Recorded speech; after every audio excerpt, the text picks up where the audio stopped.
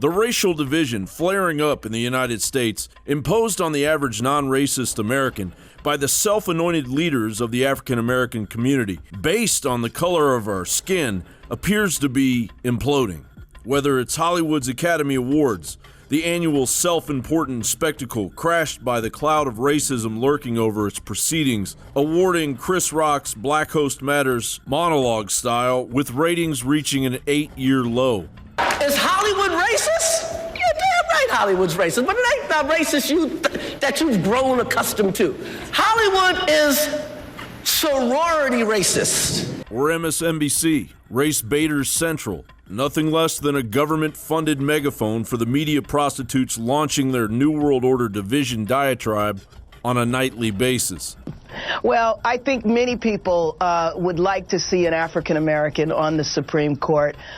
We don't really need to go into Clarence Thomas's background or his behavior. Steve Watson writes, what Sharpton and Bass are really implying is that they want to see someone nominated to the Supreme Court who will play the race card and will make decisions based not on whether or not they are consistent with the U.S. Constitution, but based on the color of his or her skin. Indeed, Justice Thomas recently asserted that the nation is far too obsessed with racial differences, prompting liberals to hurl racist slurs, while others implied that the black judge was himself being racist. MSNBC's Rachel Maddow blog responded to Thomas's speech by attempting to argue that more race consciousness was a good thing because nobody wanted to return to the 1960s Jim Crow era. A CNN segment also implied that Thomas himself was racist for wanting to move on from race even being an issue.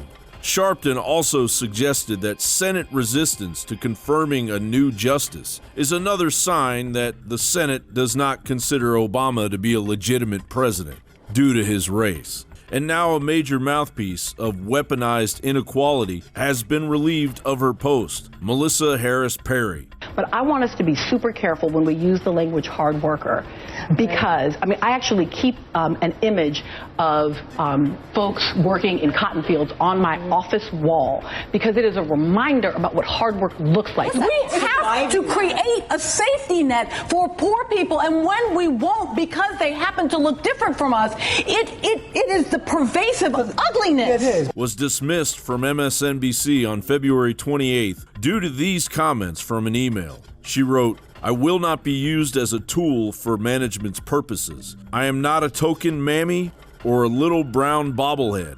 Perry wanted to continue her platform of division in the glorification of New World Order policy, whether it was opiating the masses with the Obama administration's plan to install a government worker to oversee every child in America. Believe it or not, the deceptive Black Lives Matter movement is a counterfeit movement funded by billionaire George Soros, and it's the brainchild of the New World Order establishment, intended to divide America and drive us towards their vision of a civil war. The irony is that millions of Americans are descended from many races. Reason clearly dictates that all Americans should resolve and finally overcome these issues together, and not as divided sheep to be led by the lunacy revered by the elitist social engineers. Since the 1970s, we were already making progress on equality without the help of genocidal eugenics-touting psychopaths, so much so that they had to intervene.